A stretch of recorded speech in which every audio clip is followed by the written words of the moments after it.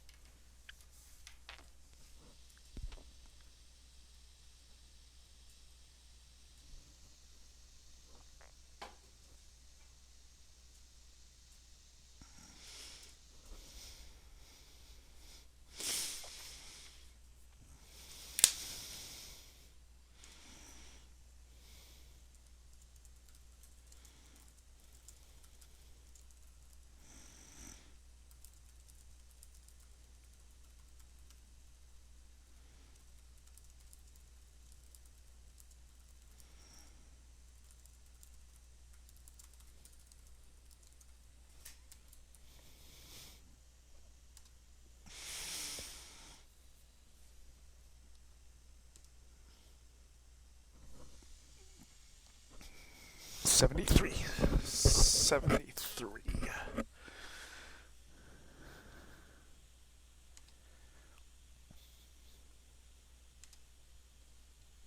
Need to do that.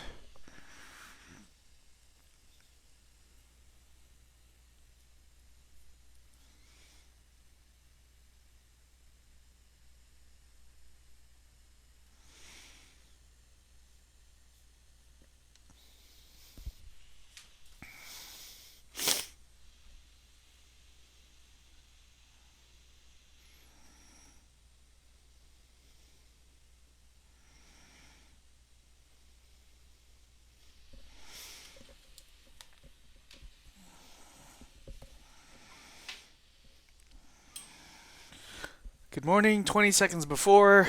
Hope you had a good weekend. Maybe you went outside and compacted some snow and made an ice sculpture or something. I don't know. Good quote for today, I guess, right?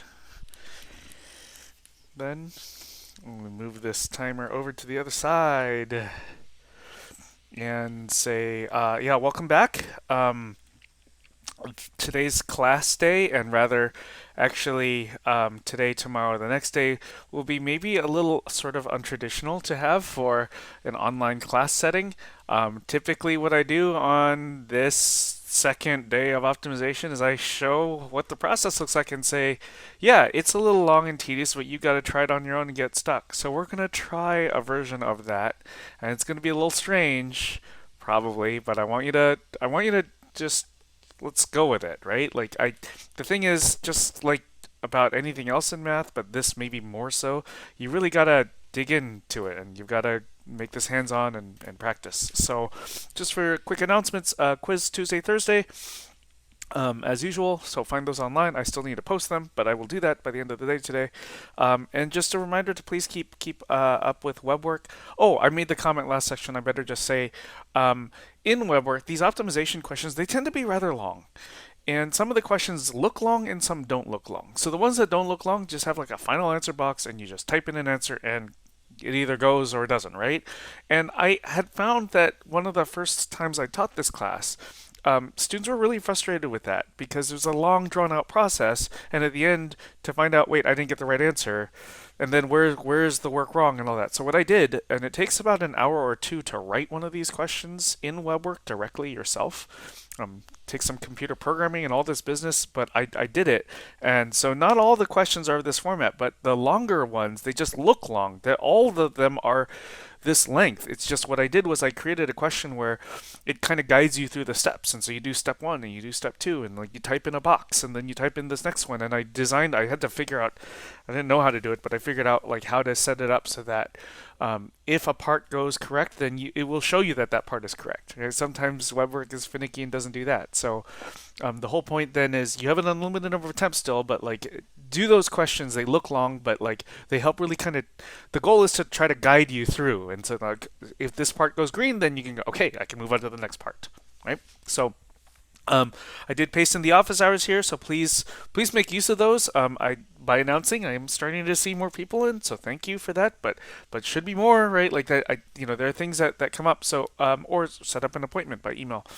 And then the Murphy Learning Center has drop-in tutoring, so they are using WebEx. If you go to the Murphy Learning Center website, you will find links to individual tutors. Um, Okay, so what's the big story here? Okay, it wasn't last Thursday because that was technically exam day, but you know what I mean. Last time we met on like I guess Wednesday, the piece of optimization we looked at was geometry. So I want to just take a step and look at what's the big picture to say that optimization. So yeah, what is optimization? It's find what's the value of x so that you have the largest amount of whatever, fill in the blank, or the smallest amount of whatever. And our methods, so the method of finding local mins and maxes, which use the first derivative test or the second derivative test, those will come in handy. On rare occasion, the method of finding absolute mins and maxes, that's like looking at the actual y values, plugging into f not into f prime, that might come into handy. Might come in handy. So all of these methods kind of have their place and will show up at different times. I think the key thing to remember is that the derivative is a slope. That really helps us out through this process. And then the other thing I should say is there's lots of different kind of optimization problems. These are very practical problems, actually. If you took an algebra class and remember the word problems, I know that students tend to dread the word problems, but like it's a sort of it's a response to when am I ever going to use this stuff? And so then there's these word problems, and then, I get it. There's at the same time sort of the I don't like word problems side of things, and then the when are we going to use this side of things, and then once you see the word problems, there's sometimes the I don't think this is useful. And maybe we would now kind of go back and talk about those at least 70% alcohol mixture problems as being, oh, those are actually very useful right now. But that aside, you I could see most people saying like two trains running towards each other, or like this kind. So optimization, I think, provides a great opportunity to see much more realistic problems. Now there are some that are even more realistic, but they get too painful. So I think this is a good happy medium. And the reason I'm bringing this up is I'm not going to try to show you every kind of optimization problem out there. That would be too much. But even amongst the problems we see, there's going to be lots of different types. And don't try to memorize each problem type on its own. There are some common ideas, but I want you to step back and look at the big picture as much as possible and say, you know what? These problems all have like the same like sort of big steps to them, and that's I think an important thing to keep in mind here. Let's see, and then you have to practice, not just watch. So we're going to actually model that. We're going to implement this somehow in class today. If we were meeting in person, I would have printed out a sheet, and on one side would have been one of the PDFs here, and on the other would have been the other PDF. So I will have these on screen. You can click on these links later or download the things in Canvas later. For now, I think what you'll need to see, you'll see on screen. I am gonna just make one comment about the handout. The handout I had designed some years ago, and it talks about optimization, like in a really breaking down steps into small little pieces. So there are a lot of steps. I think there are 8 or 9 steps if I remember correctly. The thing is, sometimes when you have lots of steps, you get to talk about and kind of clarify the little details. And that's good, but sometimes because there's so many steps, it's hard to go like, what is going on, and to see the big picture. Sometimes just doing it in a couple smaller steps, you can go, oh, that's the big picture of what's going on, but it looks like a lot's going on in each step. So there's pros and cons to both. So I leave it to you to maybe look at the handout later, see if you prefer it that way or not. In the way we're going to present it, just so you have a second way of seeing it presented, we're going to focus less on like 9 steps and think of it more like 4 steps today. So let's dig in. On that problem sheet, not that you have to download that PDF right now, I'm going to look at question 9 on that sheet, it's pasted right here, so let me read it out to you. Menards is starting their own line of their own line of soup and wants to design a soup can which will hold 500 cubic centimeters. What dimensions for an aluminum can will use the least amount of material possible? Before getting going, in all optimization problems, the thing that you are trying to make as small as possible or as large as possible is called the objective. Um, to find the objective, what you should do in your question is look for the superlative. Sorry for the little grammar bit right now, but what I mean by that is like superlative usually is a word that ends in est, right? So things that get to the idea of like most or least, like so least doesn't, for example, right here, it doesn't end in est, but it's getting to that idea, like the word cheapest, right? So cheapest would really mean like least amount of cost, right? Smallest amount of money to have to spend.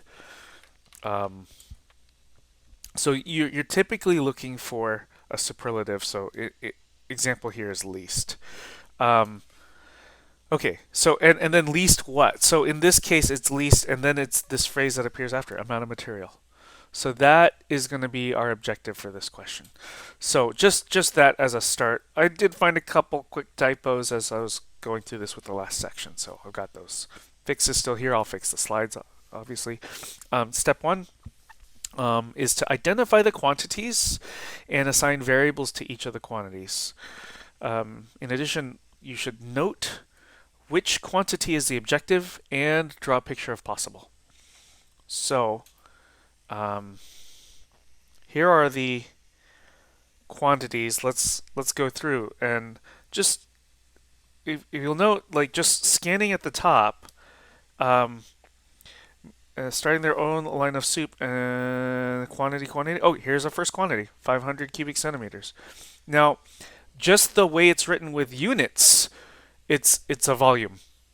That's key to say right now, right? So the problem did not state uh, a, a can of soup which will have volume 500 cubic centimeters. It just said which will hold.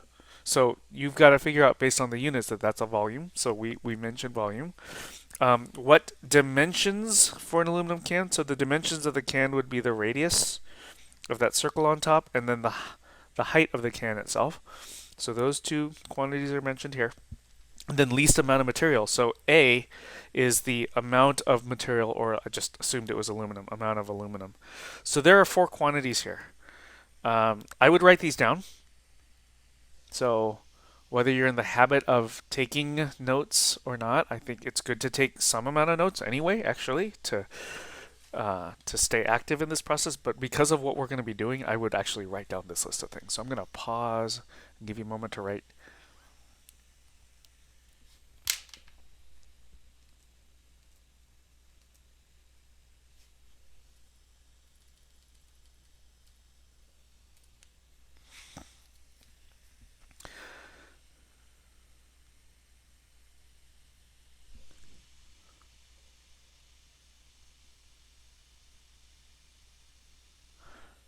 Okay, and then just a quick comment. So the language used in the problem was least amount of material possible. So that amount of material, or assuming the can is made out of aluminum, amount of aluminum, that happens to be the surface area, right? Like that's in essence the surface area. You know, the can is made of metal that's thin, so this is just to bring up that surface area is going to come up in a moment.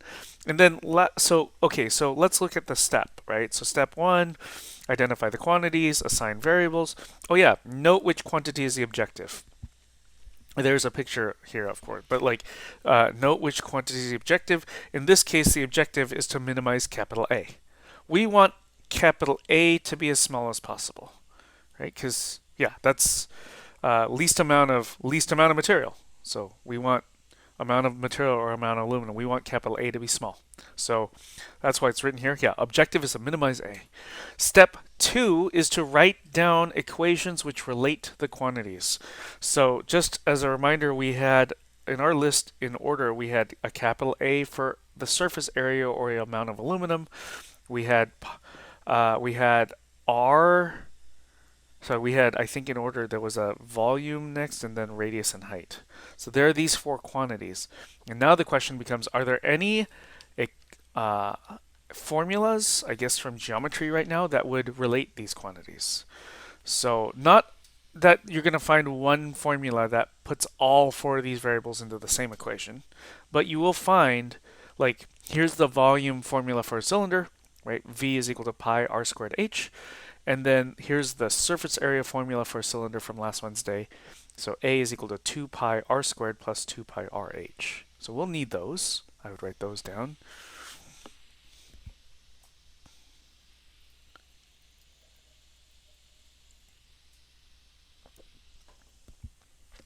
And I think it's a good reminder from last Wednesday where this came from. This 2, right there was by collecting like terms. There was a pi r squared for the area of the circle on top. There was a pi r squared for the area of the circle on bottom. This 2 here comes from a very different place. It's not collecting any like terms at all. What happened was I showed you that video of unraveling the label of a can, and that label of a can is a rectangle. So the side the kind of round piece of that can, we should just use the area formula for a rectangle for that, and the one of the dimensions of the rectangle was the circumference of the circle, which is 2 pi r, and then the other dimension was the height of the can itself. Okay, so the two twos come from very different places. Okay, so we've got equations which relate to quantities. That's step 2. Again, it'll be very problem dependent. Sometimes you have geometry formulas, sometimes you have formulas you've got to build yourself based on what's given in the problem and so on. In step 3, you need to solve for the objective. And then before differentiating, ensure that there's only one variable on the other side. So let's solve for the objective. Please recall the objective was A in this problem. So you need to solve for A, and you'll notice that in this equation up here, A is already solved for. A is already on one side by itself, right? We already got, so in a different problem, you might have to solve for the objective. But in this problem, that work, check. A is already solved for. And then it says this funky thing, before differentiating, ensure there's only one variable on the other side. By other side, I mean like to the right of the equal sign. You gotta have only one variable over there. There's 2. Pi doesn't count. The 2 variables are r and h. You see both an r and an h. That's a problem, right? So just to write this in, we want to differentiate. Okay, our goal, is basically this story of differentiate. Use our first derivative, second derivative methods here, but we can't if there's 2 variables here. So there's 2 variables, r and h, on the right side, and we can't differentiate when you've got several variables over to the right of the equal sign. So our solution is going to be to substitute. Substitute any known values you have, substitute some of the other variables if you can solve for them, and so on. So in fact, in the original question, there was this 500 given for the volume that we've done nothing with yet. So just wrote down this v is equal to 500. And then if you look back to the volume equation up there, let's replace the v that appears on the left with a 500. If you do that, you'll get this boxed equation down here. You get 500 to replace the v equals pi r squared h. Yeah, so you've got the 2 boxed equations. They're basically the same. You just got to replace v with 500, which was provided in the problem. So take a look at this equation down here, and we should solve for one variable or the other so that we can substitute. And it's your call if you want to substitute for if you want to solve for r, or if you want to solve for h. But you should pick whatever's easier. I think it's going to be easier to solve for h, because solving for r here is going to require one more step, right? So to solve for r, eventually, because of the r squared, you're going to have to square root both sides, and actually that's going to bring up a plus or minus sign. That seems like extra work. So to be lazy here, it seems like the nice thing to do would be to solve for h. Look, to solve for h, all of the stuff over there, that's all multiplication, so we got to undo this by dividing on both sides. So divide both sides by pi r squared. So you end up with this equation, 500 over pi r squared is equal to h. So what do we do with this is go back to this equation over here, and we should rewrite this, but now we get to replace the h, right? There's an h right there. You could replace h with the fraction, 500 over pi r squared. So I would like you to please write that here. So just in your space below, I guess in your own notes, please write A equals and then write a thing that looks like what's underlined over here. However, you need to replace H. I'll give you a moment.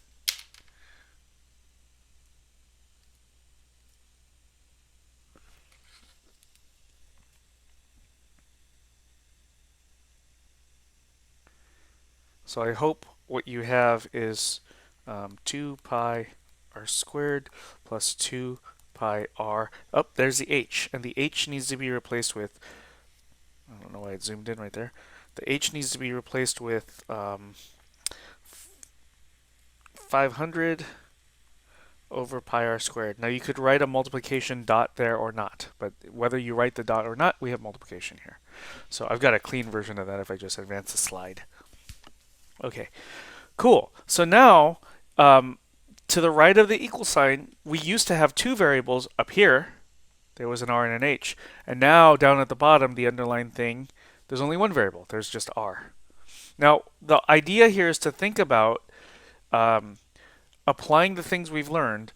And since a is a thing we're trying to make as small as possible, I think it's best to think of this like last week, this would have been a little y, and wherever the r's happen to be, those would have been the little x, right? So this is this idea of, take derivative set equal to 0 and all this business. It's just the names of the variables are different is all. That's not, I don't think it's going to cause such a big problem.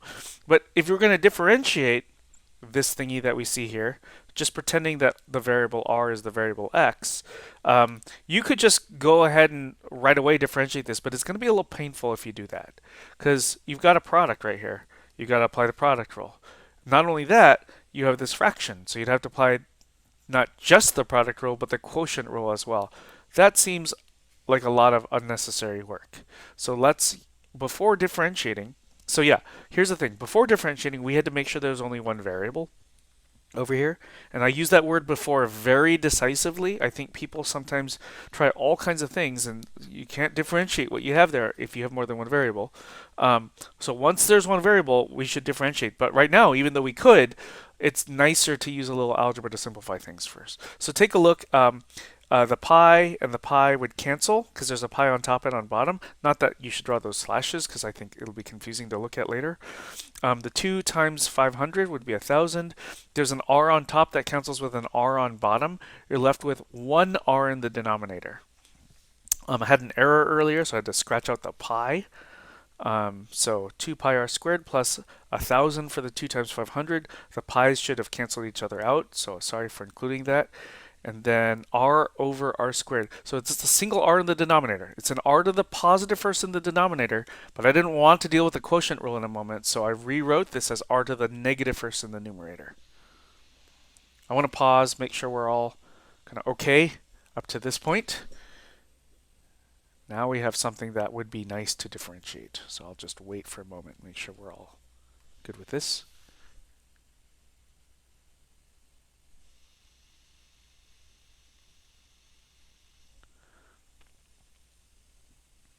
Okay, so I hope you've been writing things down. We're going to need to do something with that in just a moment. The step 4 of the process is to find the max or min of the objective. So we already solved for the objective, in this case A.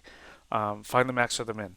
So just a comment about the general process as we go through this specific example is if the input is naturally restricted to a closed and bounded interval, so like your x is stuck between a and b, two provided numbers a and b, then you'd find the absolute max or min. This actually is fairly rare overall. What usually happens is you don't have that situation, and you most of the time use either the first or second derivative test to see if a critical number is going to give you a local max or local min. So in our specific example, we weren't really told anything about little x, which was, little r in the problem. We weren't told anything about the radius. But if you really think about it, the radius could be very large. The radius could be 1,000,000. Not that somebody wants to design a can that's extremely wide this way, because the height would be almost nothing to have the volume being 500. But even though it wasn't really told to us directly in the problem, it doesn't really make any sense for the radius to be negative, right? So it seems like the radius should be in this interval 0 to infinity, that's not a bounded interval, right? So bounded with this idea of being that like x is stuck between two given numbers. So stuck between 0 and infinity doesn't count. You can get any number as big as you want. So we're going to go for doing this first derivative test, second derivative test thing. We'll see which looks most convenient. So let's take the a that we had just a moment ago. Maybe I'll write it in above here. Then we have a was equal to 2 pi r squared plus 1,000 r to the negative first. And, you know, the story here of using first or second derivative test and getting critical numbers is it's as it always take derivative set equal to 0. Why set the derivative equal to 0? Because the derivative is slope, and we just want to know where there's a kind of like a hill or a valley, right? So we'll take, here's the derivative, power rule, you know, r squared differentiates to 2r, and then 1,000 r to the negative second, also apply the power rule, so the minus 1 comes in front, that's why there's a minus sign here. And then 1,000 r to the lower the power by 1, you have negative 2. Now, we should take what we have for the derivative and set it equal to 0. So not only did I write an equal 0, I also rewrote r to the negative second power in the denominator as r to the positive second power. I don't know about you, but I actually really prefer writing it in this format because then I see much better that there's an equation. Equations have equal signs with a fraction. And then whenever there's an equation with a fraction, it's the most convenient, the fastest thing to do is to multiply both sides by a denominator. So I just wrapped the left side and the right side in parentheses and just multiplied by r squared on both sides. On the left side, you're going to have to distribute. So the first term after distributing would be 4 pi r cubed. In the second term, the r squared, when you distribute, the r squared on top cancels with the r squared on bottom. Not that I want to draw in slashes here, that just looks kind of confusing because of the what about for the first term. So if we just write that out after distributing, 4 pi r cubed minus 1,000 equals, and on the other side, 0 times whatever is 0 anyway. Okay, so we've set equal to 0. We should solve for x. I guess in this case it's called r, right? So add 1,000 to both sides, divide both sides by 4 pi. So that's 2 algebra steps in 1, but you'll get r cubed is equal to 1,000 over 4 pi. And then one last algebra step here is to, we've got to undo cube. It says r cubed, but we need r. So to undo the cube, let's cube root both sides and have r is equal to the cube root of 1,000 over 4 pi. So what we're saying here is that this value of r is special, is useful, right? Like this is a critical number. And what we need to now figure out is, does this radius value, does this value for r end up causing a to be big or a to be small? And you could use a first derivative test if you want. I think that's going to be really painful because with the first derivative test, you need to look before and after your special x value, or in this case, r value. And the problem is that number that's circled down there, it's not really nice. Like it's not going to clean up very nicely by hand a whole lot. So it's some decimal, in fact. So we should probably use a second derivative test is going to be nicer here because for the second derivative test, you only need to just plug in the actual number instead of looking before and after. And taking a look at the first derivative, the second derivative doesn't look to be too much work to compute. So let's do that. 4 pi r, first of all, should differentiate to 4 pi. Think about like 5x differentiates to 5, right? So plain number times just the variable by itself should differentiate to just the number in front. Then another little typo here, I'll fix it when I re-upload. When you differentiate 1,000 r to the negative second, power rule, that negative 2 power comes in front, that's why you have a plus sign here, so then you should have a positive 2,000 r to the negative third. Okay, that's the second derivative function, but we need to now plug in this value of r in right there and into that one spot for r right here. And when you do that, you have a double prime of that r value, cube root of 1,000 over 4 pi equals 4 pi plus 2,000 over, so what I did here was, let me circle it, there's r. I just, up here, it said r to the negative third. I think to make it easier to think about, instead of r to the negative third, I thought of it as r to the positive third in the denominator.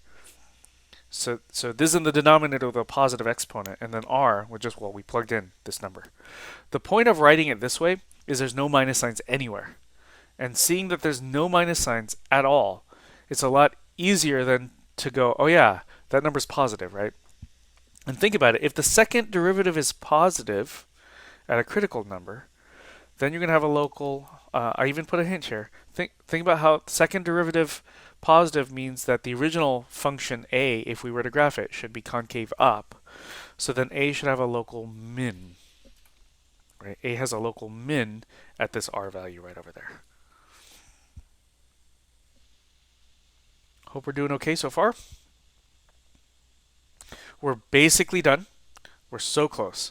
Now we've done so much work. The last thing to do, I maybe call it step 5, is just to kind of wrap up. Final step. We just need to go back and be sure to answer the question that was asked. So you go back to the question itself. Somewhere there's like, what is the thing we need to address? With units, in this case, it was what were the dimensions of the can? So we need the radius and the height. I want to remind you that we earlier said height was that h was 500 over pi r squared. So we used this earlier. We solved for h so that we could substitute, because we wanted to get from having the a written using both h's and r's to only having one variable. So that's why we did this in the first place, but it turns out that this is useful to have again. So I remind you, just a moment ago, we saw that using r equals cube root of 1,000 over 4 pi, I just put units here because we were asked to do this. That number of centimeters as the radius. We saw that made capital A a local minimum. That's good, right? We were trying to minimize the amount of aluminum. Capital A was the surface area or the amount of material. So this value of R is good at minimizing the amount of aluminum used. But then we were asked the dimensions, plural. We were asked the height. Well, so what you do is you take this, and now that we know this value of R is good, we should plug in. So I wrote the 500 just up here, and then in the denominator it says pi r squared. It just looks so huge, but I had to plug in what's circled there for the r. So pi, that special value of r squared, and then units here, centimeters. That's what the height should be. No need to clean this up any further than that. Just height is 500 over pi times what we had for the radius earlier squared. So then to complete the sentence, yeah, using r is that number centimeters, using the height is this number centimeters, this is what will minimize the can surface area if the volume must be 500 cubic centimeters. So I'll pause for questions and at the same time bring up a picture for you. Not that you have to graph the picture, but I just want to point out what the heck we just did. So I had to kind of mess with the axes a little bit for everything to kind of work out. So what you're seeing here is the y-axis or the a-axis. Down here in the lower right, the r-axis or the x-axis. So all throughout here, you'll see there are points where like the radius is like -8. That doesn't make any sense for a radius, but the computer doesn't know that negative radius doesn't make sense. We should only look at this portion of the graph over here that's in the first quadrant, and you'll find this point right there. That's actually, so I had to call it x equals. I thought r equals might make the computer do it, but that's that cube. So I wrote it as a 1/3 exponent, but this is cube root of 1,000 over 4 pi. That was that special value of r. So what you're seeing right here on screen, that point at the bottom, that's the local min, right? So when r is 4.3, radius of 4.3, then 348, that is not h. Okay, this is the y-axis is not an h-axis, it's an a-axis. So this 348.7, that's the amount of area, that's the amount of aluminum. 348 square centimeters of aluminum would be used. Had we picked the radius to be a different number, like 6.77 centimeters, then the amount of aluminum needed would be 435 square centimeters. Notice that that's bigger than 348, right? So the smallest amount of material is down here, right? 348 square centimeters of material. That is achieved when the number of centimeters of the radius is 4.3. And then based on knowing that the radius is 4.3, or back to the slides, knowing that the radius is written like this in an exact format without a calculator, we could state that the height should be this by plugging in for what we had for h earlier. So I know that I'll just summarize this idea of the big picture is to use either the local or absolute, either min or max finding methods. Um, and in order to do so, you always need to have the objective on one side, and then on the other side of the equals, you've got to have just one variable. And if you don't have one variable, like we had this problem here, of there was the r and the h, we had to substitute. So in general, you get that substitution by interpreting, doing some modeling, looking at algebra formulas, looking at geometry formulas, and then finally doing some substitution. So I know this is going to be a little awkward, but I'm going to pull up this handout. Normally I would have given you a copy, and I want you to try questions 1 through 6 here. Now, let me say a word or two about this. Tomorrow, we're going to start class with a brief discussion, another type of optimization problem, but the things that we've talked about today help with questions 1 through 6. The way I want you to do this, I know that you're all sort of not a fan of unmuting your microphone, and that's fine, but I want you to try one of these. And then if you have a question, if you're stuck, I want you to, I guess you can unmute a mic if you want, but if you just want to do a private chat, you can just select my name in the chat box and you can type how things are going.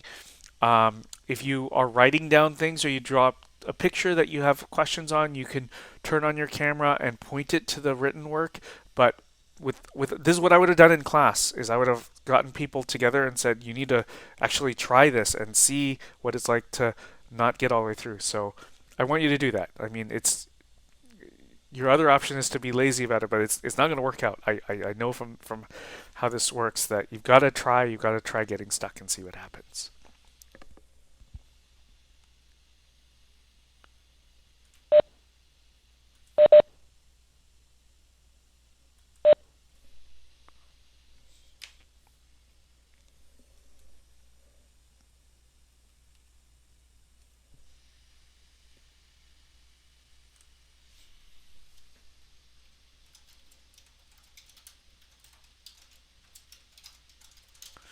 So pick any question from 6 as 1 to 6 as shown on screen.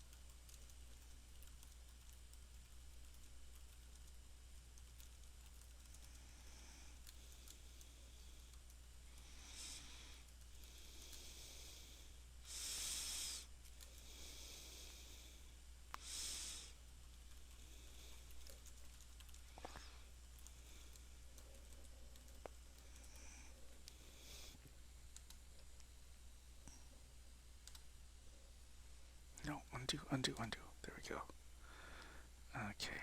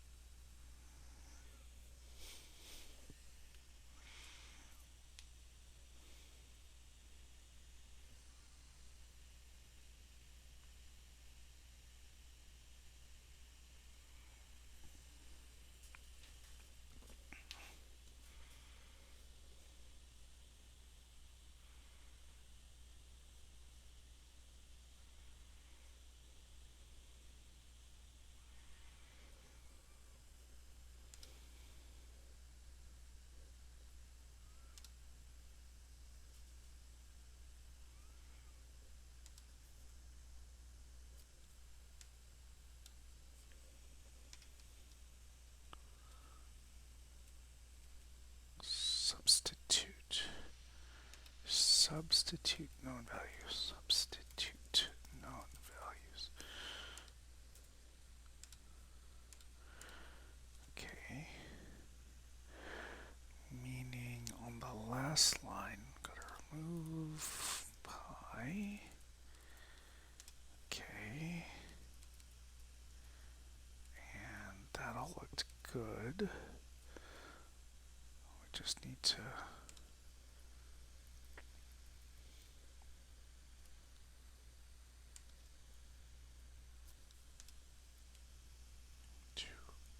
right.